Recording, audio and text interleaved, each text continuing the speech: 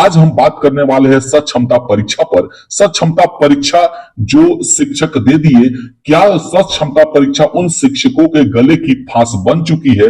और दूसरी बात करेंगे, जो नियोजित शिक्षक सक्षमता परीक्षा नहीं दिए हैं, क्या उनको सक्षमता परीक्षा देना चाहिए या नहीं? तो चलिए चलते हैं, वीडियो को स्टार्ट करते हैं। लेकिन वीडियो को स्टार्ट करने से पहले यदि मेरे चैनल पर नए हैं तो चैनल को सब्सक्राइब करें और बेल को प्रेस कर दें ताकि सबसे पहले नोटिफिकेशन आपके पास पहुंचे, और वीडियो अच्छा लगे तो लाइक कर दें। तो चलिए चलते हैं। यहां पर देख सकते हैं, कार्यालय जिला शिक्षा पदाधिकारी विशिष्ट शिक्षकों की काउंसलिंग के संबंध में जो है पत्र निर्गत हुआ है। तो कौन कौन सी सेवा शर्त आपको इस नियमावली में दी गई है, उस सेवा शर्त को आपको मानना होगा। यहां पर देख लेते हैं, प्रेषित में नेम है, फादर्स नेम है, कैटेगरी, एप्लीकेशन नंबर, एड्रेस है। और यहां देखिए, बिहार विद्यालय विशिष्ट शिक्षक नियमावली 2023 नियम 4 के तहत आयोजित की गई सक्षमता परीक्षा में घोषित परिणाम के आधार पर आपके द्वारा काउंसलिंग में उपस्थित होने के बाद एवं आवश्यक कागजात प्रदान करने के बाद यह पत्र निम्नलिखित शर्तों के अंतर्गत निर्गत की जा रही है। तो आपके शर्त कौन कौन सी हैं विशिष्ट शिक्षक नियमावली के अंतर्गत? यदि आप विशिष्ट शिक्षक बन रहे हैं तो आपको कौन कौन सी शर्तें को पालन करना होगा, यह शर्त में सबसे पहले नंबर पे आते हैं। तो फ्रेंड्स, यहां पर देख सकते हैं आप कि इस पत्र को नियुक्ति पत्र नहीं समझा जाए। नियुक्ति पत्र विभाग के द्वारा सफल काउंसलिंग एवं अन्य प्रक्रियाओं को पालन करने के बाद निर्गत किया जाएगा। यानी कि थंब इम्प्रेशन है और कागजात की जांच है, इस सब करने के बाद जो है वह आपको पत्र दिया जाएगा, वह जो है मान्य होगा। यहां पर दूसरा देख लीजिए। यहां पर फ्रेंड्स दूसरा में देखते हैं, तो नियुक्ति पत्र निर्गत करने के बाद आपको विद्यालय का आवंटन किया जाएगा। जैसे ही आपको ज्वाइनिंग लेटर मिलेगी, उसके बाद में विद्यालय का आवंटन होगा। विद्यालय योगदान तब तक स्वीकृत नहीं माना जाएगा जब तक इसे विभागीय सॉफ्टवेयर में विधिवत अंकित नहीं किया गया।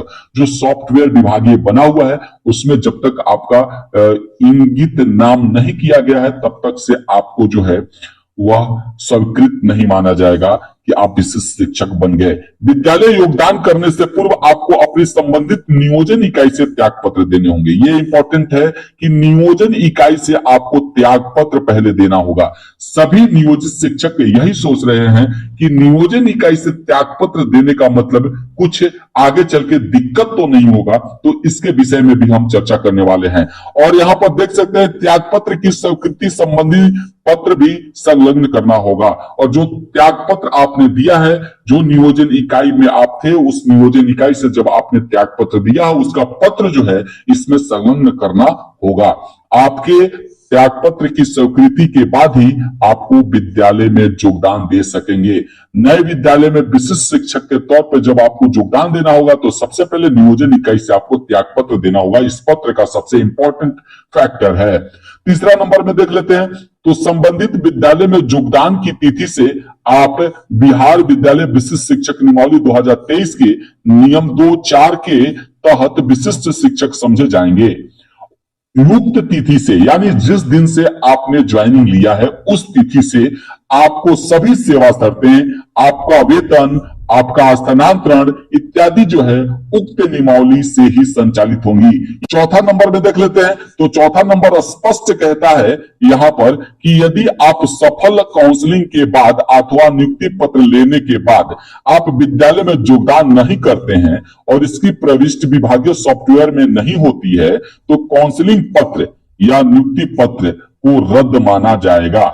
यह काउंसलिंग पत्र आपको इस शर्त पर निर्गत किया जा रहा है कि आपके विरुद्ध कोई विभागीय जांच, विभागीय कार्रवाई, आपराधिक मुकदमा, अन्य प्रकार की कोई जांच नहीं चल रही है।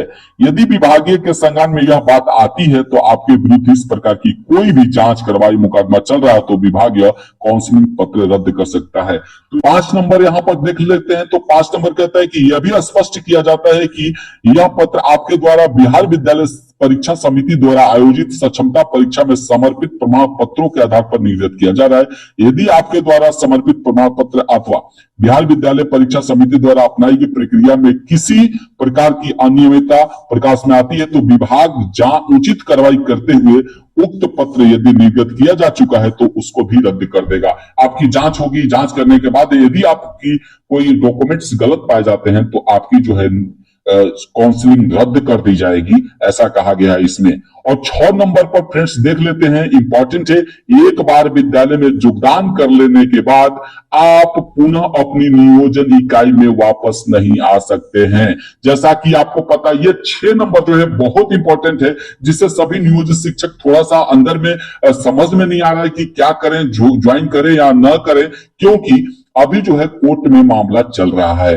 कोर्ट में मामला जो है रिजर्व रखा गया है। आपको पता है जो है कोर्ट में 14 तारीख को बहस हुआ था, 15 तारीख को बहस हुआ था। कोर्ट जो है इसको रिजर्व रख ली है और जो है फैसला अभी तक नहीं आया है।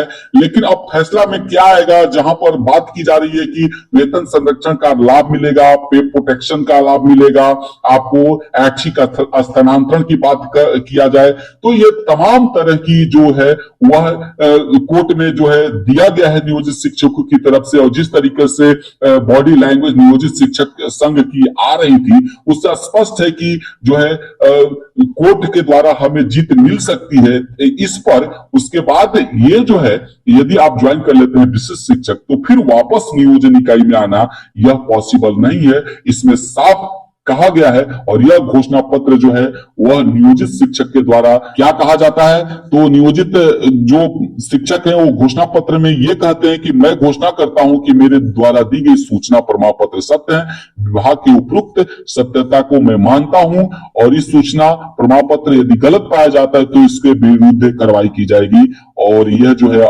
अभ्यर्थी का अपना हस्ताक्षर है। तो इस प्रकार से काउंसलिंग का जो पत्र है वह निर्गत हो चुका है। जो तो फ्रेंड्स इस पत्र में समझ गए हैं कि यह जो नियोजित शिक्षक है उनका सेवा शर्त से संबंधित यह जो पत्र है इसमें दिया गया है कि इनकी क्या क्या शर्तें हैं और उनको आपको पालन करना पड़ेगा। विशिष्ट शिक्षक नियमावली के अंतर्गत इसमें जो सबसे बड़ी बात है और जो सबसे महत्वपूर्ण बात है वो सिर्फ एक ही है कि आपको सबसे पहले विद्यालय से त्यागपत्र देने होंगे, और त्यागपत्र की जो कॉपी है उसको संलग्न करना पड़ेगा उसमें।